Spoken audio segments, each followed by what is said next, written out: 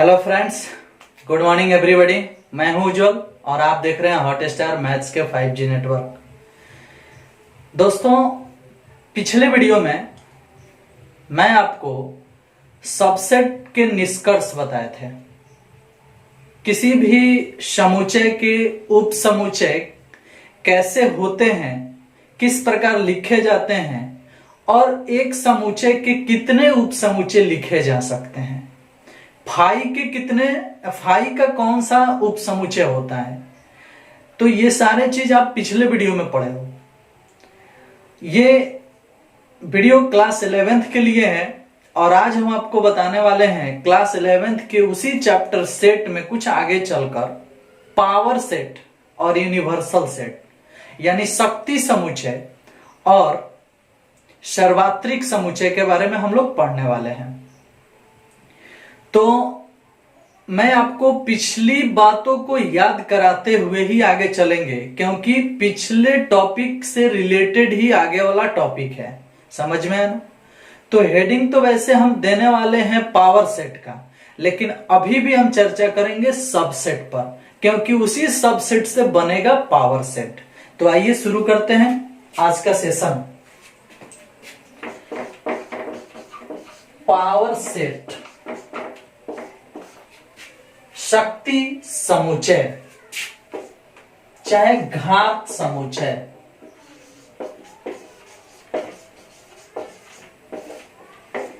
शक्ति समुच्चय बोलो या घात समुच्चय बोलो, दोनों एक ही बात है। इंग्लिश होगा पावर सेट। तो हम अभी इस टॉपिक को दे चुके हैं, जिससे आप अनुभव कर रहे हैं कि आज हम लोग पावर सेट के बारे में पढ़ने वाले हैं। चलिए इसको थोड़ा सा साइड करते हैं, अभी इसको साइड में रखते हैं। और हम अभी बोले हैं कि पिछले टॉपिक से रिलेटेड ही टॉपिक है। तो पिछला टॉपिक सबसेट था, सबसेट का कंक्लूजन था। एक बार उस पर चर्चा करते हैं, तभी आप समझ पाएंगे कि पावर सेट क्या है। सोचो कि अगर कोई सेट A इक्वल टू इस प्रकार से लिखा है, A1 2 ऐसे लिखा है, मतलब इसमें 3 सदस्य हैं। अब अगर हम आपसे बोलें कि इसके सभी सबसेट्स को लिख दीजिए, मतलब उप समुच्चय को लिख दीजिए, तो ए में सदस्य है 3 गो और इसी 3 गो से हम लोगों को बनाना है इसका सबसेट, उप समुच्चय। तो चलो ए के उप समुच्चय को हम लोग लिखने वाले हैं। तो ए के उप समुच्चय लिखने वाले हैं, तो क्या करते हैं कि पहले अकेला ए लिख देते हैं, अकेला 1 लिख देते हैं, अकेला 2 लिख देते हैं, इस प्रकार से। फिर ए के साथ में 1 ले लेते हैं, फिर ए के साथ में 2 ले लेते हैं, फिर 1 के साथ में 2 ले लेते हैं और फिर A1 2 ले लेते हैं। अब देखो, अकेला A, अकेला 1, अकेला 2 हो गया। A के साथ में 1, A के साथ में 2, वो भी हो गया। 1 के साथ में 2 और 1 के साथ में A तो पहले ही हो गया है। देख लो, A1 चाहे 1A, बात से में आगे पीछे हो सकते हैं, पहले ही पढ़ चुके हो। अभी ना जो 1 के साथ में 2 है, 1 के साथ में A। अरे भैया, एक बार A के साथ में 1 लिए है ना, वही बात है कि 1 के साथ में A का भी काम करेगा। तो क्या बोले, अकेला A, अकेला 1, अकेला 2, फिर A के साथ में 1, फिर A के साथ में 2, फिर 1 के साथ में 2, फिर A1 2 और एक लास्ट में जोड़ दिया जाता है 5। समझ में? इस प्रकार से आप काउंटिंग करोगे तो ये छोटे छोटे जो समुच्चय निकले हैं, इसी समुच्चय को काउंटिंग करो, वो निकलेगा उप समुच्चय की संख्या। तो 1 2 3 4 5 6 7 8, मतलब 8 गो उप समुच्चय है। किसका? समुच्चय ए का। तो ये समुच्चय ए है, जिसके सभी उप समुच्चयों को हम लिखे हैं और ये कॉमा दे दे के लिखे हैं, और ये उप समुच्चय। अगर इसको भी एक मझले कोष्ठ में हम घेर देंगे तो ये टोटल एक समुच्चय हो जाएगा। और इस टोटल समुच्चय के अंतर्गत अगर सदस्य की गिनती की जाएगी तो 8 सदस्य होंगे, 1 2 3 4 5 6 7 8। और जब तक ये हम घेरेंगे नहीं तब तक ये समुच्चय नहीं कहलाएगा, ये उप समुच्चय कहलाएंगे। समझ में आया ना? घेर देने से यह एक समुच्चय हो जाएगा, यह एक समूह हो जाएगा। लेकिन जब तक इसको एक और मंझले कोष्ठ से हम नहीं घेरे हैं तब तक ये ए के अलग अलग उप समुच्चय हैं, अलग अलग उप समुच्चय हैं। किसी एक बड़े समुच्चय के अलग अलग ये छोटे छोटे उप समुच्चय हैं। अगर इन छोटे छोटे उप समुच्चयों को घेर दें हम मंझले कोष्ठ के अंदर तो ये छोटे छोटे उप समुच्चय भी एक समुच्चय बना लेगा। तो जब ये छोटे छोटे उप समुच्चय को एक समुच्चय के रूप में ढाल दिया जाता है तो यही कहलाता है शक्ति समुच्चय। समझ में आया ना? मतलब एक समुच्चय ए है जिसके कई छोटे छोटे उप समुच्चय बनाए गए और उस उप समुच्चयों का भी एक समुच्चय बना दिया गया मंझले कोष्ठ में घेर कर, तो इस ए का यह शक्ति हो गया, घात हो गया। समझ में आया ना? तो किसी समुच्चय ए के सभी उप समुच्चयों के समुच्चय को शक्ति समुच्चय कहा जाता है। परिभाषा स्पष्ट हुआ? इसीलिए हम आपको बोले हैं कि शक्ति समुच्चय यानी पावर सेट पिछले वीडियो से रिलेटेड है, पिछले टॉपिक से रिलेटेड है। तो हमें कहीं ना कहीं पिछले टॉपिक को एक बार दोहराना पड़ा। जैसे आप पिछले वीडियो में ही, पिछले टॉपिक में ही आप पढ़ चुके हैं कि अगर ये सेट है तो इसके सबसेट कैसे लिखे जाएंगे। एक छोटा एक एक करके लिखें। ये छोटे छोटे समुच्चय ही तो इसके उप समुच्चय हैं और इस छोटे छोटे समुच्चयों को हम कोमा दे दे के लिखे हैं और इसे एक और मंझले कोष्ठ में घेर करके इन छोटे छोटे समुच्चयों का समुच्चय बना दिए। और ये जो छोटे छोटे समुच्चय है इसको हम लोग उप समुच्चय के नाम से जानते हैं। तो उप समुच्चयों का समुच्चय बना है तो हम उप समुच्चयों के समुच्चय को ही पावर सेट कहते हैं। और ये उप समुच्चय जिस समुच्चय का होता है उसी समुच्चय का ये टोटल पावर सेट होता है, यानी शक्ति समुच्चय होता है। तो शक्ति समुच्चय किसी न किसी समुच्चय का ही निकलता है, पावर सेट किसी न किसी सेट का ही निकलता है। इसलिए इस बात को माइंड में रखिएगा, जब भी आपसे पावर सेट का डेफिनेशन पूछा जाएगा तो आप ऐसे ही बोलिएगा जैसे मैं बोल रहा हूं। सुनिएगा ध्यान से। किसी समुच्चय ए के सभी उप समुच्चयों का समुच्चय, किसी समुच्चय ए के सभी उप समुच्चयों का समुच्चय समुच्चय ए का शक्ति समुच्चय कहलाता है। उम्मीद है कि आप लोग सुन लिए होंगे और लिख भी लिए होंगे। वैसे एक बार फिर बोल दे रहे हैं, किसी समुच्चय ए के सभी उप समुच्चयों का समुच्चय ही समुच्चय ए का शक्ति समुच्चय कहलाता है। किसी समुच्चय ए के सभी उप समुच्चयों का समुच्चय ही समुच्चय ए का शक्ति समुच्चय कहलाता है। आई बात समझ में? इसे पी ऑफ ए से सूचित किया जाता है, पी ऑफ ए से सूचित किया जाता है। पी ऑफ ए मतलब power of A, power of A मतलब ए का शक्ति समुच्चय, ए का शक्ति समुच्चय। समझ में आया? चलिए जी, तो शक्ति समुच्चय निर्भर करता है किस पर? उप समुच्चयों पर। और उप समुच्चय कितना निकलेगा यह निर्भर करता है किस पर? समुच्चय के सदस्यों पर। समुच्चय के सदस्य कितने हैं? 3। तो इसके उप समुच्चय बनेंगे कितने? 8। ये आप पहले ही पढ़ के आए हो, 2 के पावर 3 यानी 8। समझ में आया ना? तो नियम होता है 2 के पावर n, 2 के पावर x, जो भी बोल दो। अगर समुच्चय के सदस्यों की संख्या को n से सूचित करोगे तो 2 के पावर n होगा उप समुच्चय की संख्या। अगर समुच्चयों के सदस्यों की संख्या को x से सूचित करोगे तो 2 के पावर x होगा उप समुच्चयों की संख्या। तो ये चीज हम आपको पढ़ा चुके हैं कि किसी भी समुच्चय के सदस्यों की संख्या अगर पता होगी तो उसके कितने उप समुच्चय होंगे 2 के पावर में सदस्यों की संख्या को लिख करके निकाल दिया जाता है। जैसे किसी समुच्चय के सदस्यों की संख्या 3 तो उसके उप समुच्चयों की संख्या 8, क्योंकि 2 के पावर 3 से आता है 8। यदि किसी समुच्चय के सदस्यों की संख्या 5 तो उसके उप समुच्चयों की संख्या 2 के पावर 5 यानी 32। समझ में है ना। अब चलो, तो शक्ति समुच्चय कैसे बनता है? उप समुच्चयों का समुच्चय बनाया जाता है। तो अगर हम पूछें कि किसी समुच्चय ए के शक्ति समुच्चय में कितने सदस्य होंगे, तो जितना उप समुच्चय के सदस्य होते हैं, जितना उप समुच्चय होता है उतना ही शक्ति समुच्चय के सदस्य होते हैं। जैसे अगर ए में 3 सदस्य है तो इसके उप समुच्चय में कितने सदस्य थे?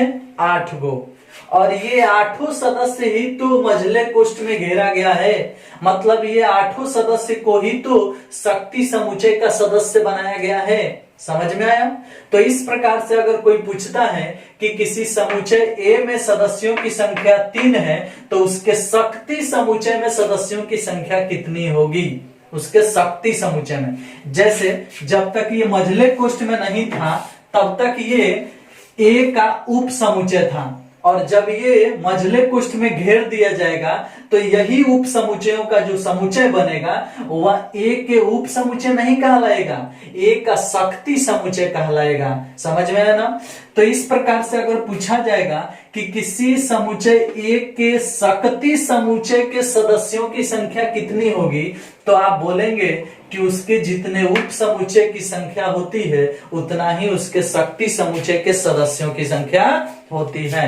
मतलब यदि किसी समुच्चय ए में 5 सदस्य, 3 नहीं 5 सदस्य हैं, तो उसके उप समुच्चय कितने होंगे?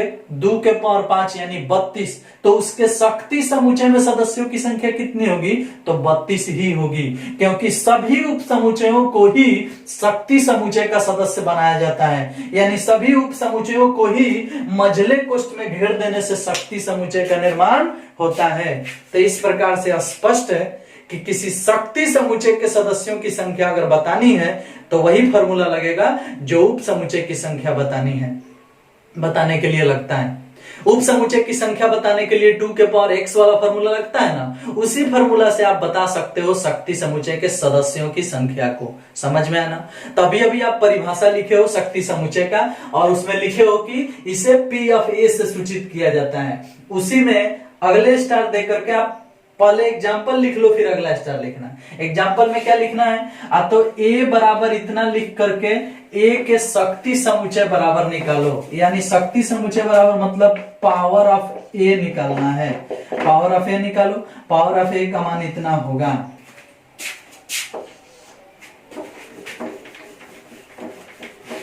एग्जाम्पल के रूप में आप इसे नोट कर सकते हो। ए बराबर इतना दिया है तो पावर ऑफ ए बराबर इतना होगा, यानी जो उप समुच्चय हम लिखे हैं उसी को मझले कोष्ठ के अंदर घेर दिए हैं, यानी सभी उप समुच्चयों का एक समुच्चय बना लिए हैं, और वही कहलाता है समुच्चय ए का शक्ति समुच्चय। अगर यहाँ बी होता तो पावर ऑफ बी हो जाता है, यहाँ सी होता तो पावर ऑफ सी हो जाता है। समझ में आया ना। यहाँ 2 गो सदस्य होता तो इसमें 4 गो सदस्य होता, इसमें 3 गो है तो यहाँ 8 गो है, यहाँ 4 गो होगा तो इसमें 16 गो निकलेगा, यहाँ 5 गो होगा तो इसमें 32 गो निकलेगा। यानी शक्ति समुच्चय के सदस्यों की संख्या के लिए भी नियम वही लगेगा 2 के पावर x। समझ में आया ना। तो इस प्रकार से आप अभी परिभाषा लिखे हो शक्ति समुच्चय का, उसके नीचे एग्जाम्पल में आप इसे लिख लिए होंगे। एग्जाम्पल लिखने के बाद आपको एक नया सा सूत्र मिला है, उसे भी आप नोट करेंगे। तो नया सा सूत्र क्या मिला है भाई?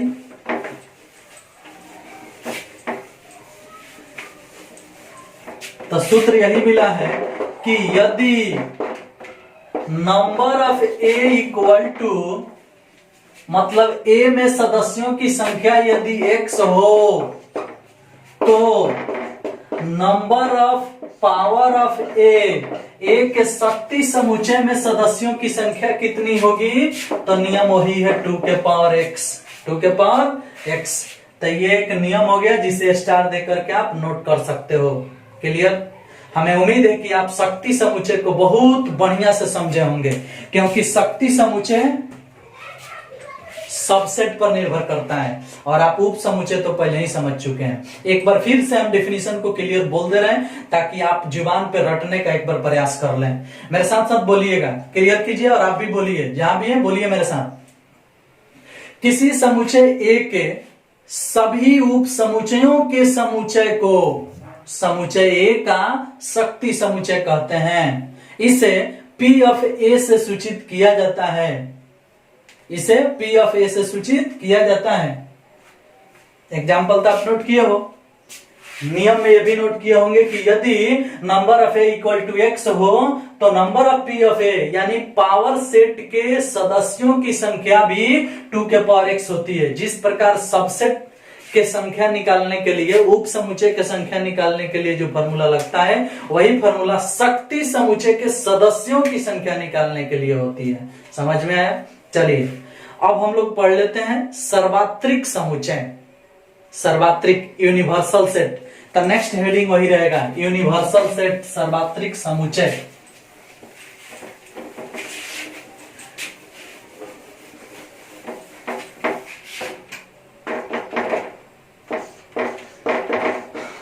यूनिवर्सल सेट, सर्वात्रिक समुच्चय।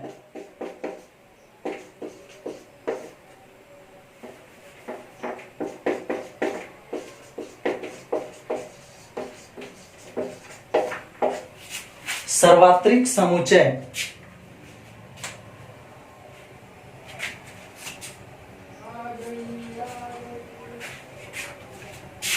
यहां ये आकार नहीं रहेगा, यहां पे रहेगा सार्वत्रिक, सार्वत्रिक समुच्चय।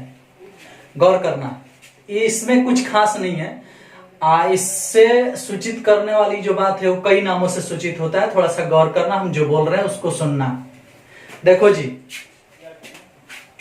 अगर कहीं a बराबर लिखा है 1 2 3, b बराबर लिखा है 3 2 4 6, c बराबर लिखा है 1 3 5 7,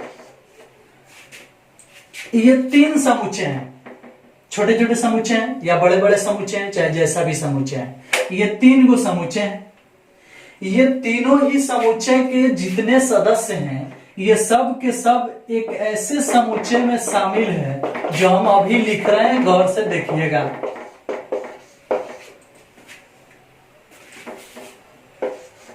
देखो तो हम ऊपर जो समुच्चय लिखे हैं, ये एक बहुत बड़ा समुच्चय है जिसके अंतर्गत कई छोटे छोटे समुच्चयों के सदस्य शामिल हैं। देख लो, मतलब ये भी इसका उपसमुच्चय है, ये भी इसका उपसमुच्चय है और ये भी इसके उपसमुच्चय हैं। समझ में आना? तो एक प्रकार से देखोगे तो ए बी सी ये तीनों इस समुच्चय का एक प्रकार से उपसमुच्चय है। और इस तीनों के लिए ये वाला अधिसमुच्चय है। ये भी आप पढ़े हो, अधिसमुच्चय भी पढ़ा के आए हैं। छोटा वाला उप समुच्चय होता है और बड़ा वाला अधिसमुच्चय होता है। ये बड़ा है, ये छोटा है और ये उसमें शामिल है, तो ये इसका उप समुच्चय है, लेकिन ये इसका अधिसमुच्चय है। तो जब कोई बड़ा समुच्चय कई छोटे छोटे समुच्चयों का अधिसमुच्चय हो तो उस बड़े समुच्चय को सार्वत्रिक समुच्चय कहा जाता है, यूनिवर्सल सेट कहा जाता है। समझ में है ना? और इसे x से सूचित किया जाता है। किससे? x से या u से, x से या u से या s से या ओमेगा से। ओमेगा फिजिक्स क्लास में पढ़ के आए होंगे, ओम के नियम पढ़ के आए हैं ना, वहां पे ओमेगा आपको बताया गया होगा, उसी चीज को लिखे हैं। गौर करना थोड़ा सा। जब कोई समुच्चय कई छोटे छोटे समुच्चयों का अधिसमुच्चय हो तो वह समुच्चय सार्वत्रिक समुच्चय कहलाता है और इसे x से या u से या s से या ओमेगा से सूचित किया जाता है। परिभाषा लिख लिए। दूसरे प्रकार से भी लोग परिभाषा बोलते हैं, ऐसे भी बोला जा सकता है कि जब कई छोटे छोटे समुच्चय के सदस्य किसी बड़े समुच्चय में शामिल हो तो वह बड़ा समुच्चय छोटे समुच्चयों का सार्वत्रिक समुच्चय कहलाता है। समझ में है? तो आप इस प्रकार से भी लिख सकते हो, दोनों में से कोई भी जो भी अच्छा लगे वो लिखिएगा। वैसे हम लोगों को यही लिखवाते हैं कि जब कोई समुच्चय कई छोटे छोटे समुच्चयों का अधिसमुच्चय हो तो वह समुच्चय सार्वत्रिक समुच्चय कहलाता है। जब कोई समुच्चय कई छोटे छोटे समुच्चयों का अधिसमुच्चय हो तो वह समुच्चय सार्वत्रिक समुच्चय कहलाता है। इसे x या u या s या ओमेगा से सूचित किया जाता है। क्लियर हुआ? तो इस प्रकार से आप सार्वत्रिक समुच्चय को भी जान गए। एग्जाम्पल आपके सामने है, यहां आपको दिखाई पड़ रहा है कि x, यहां साफ साफ आपको दिखाई दे रहा है कि x उप समुच्चय है, a उप समुच्चय है x का। यह भी दिखाई पड़ रहा है कि b उप समुच्चय है x का। यह भी आपको दिखाई पड़ रहा है कि c भी उप समुच्चय है x का। तो x एक सार्वत्रिक समुच्चय है, x एक सार्वत्रिक समुच्चय है, सार्वत्रिक समुच्चय है। समझ में कोई दिक्कत? चलो, तो इस प्रकार से आप क्लियरली समझ गए कि सार्वत्रिक समुच्चय क्या है। अगर आप नहीं समझेंगे तो आपको दिक्कत होगी, इसलिए आप क्लियरली आप इसे देख लें, एग्जाम्पल के रूप में आप इसे नोट कर सकते हैं। हमें पूरा भरोसा है कि आप सार्वत्रिक समुच्चय को समझ गए होंगे और पावर सेट को भी समझ गए होंगे, और पावर सेट के सभी सदस्यों की संख्या निकालने का नियम जो बताए हैं वो भी आप समझ गए होंगे। समझ में? वैसे 11th में आप लोग हैं, छोटे छोटे वीडियो ही आप लोगों के लिए बहुत अच्छा है। चलिए, इस वीडियो में सिर्फ इतना ही, नेक्स्ट वीडियो का इंतजार करो। तब तक के लिए जय हिंद, बाय बाय।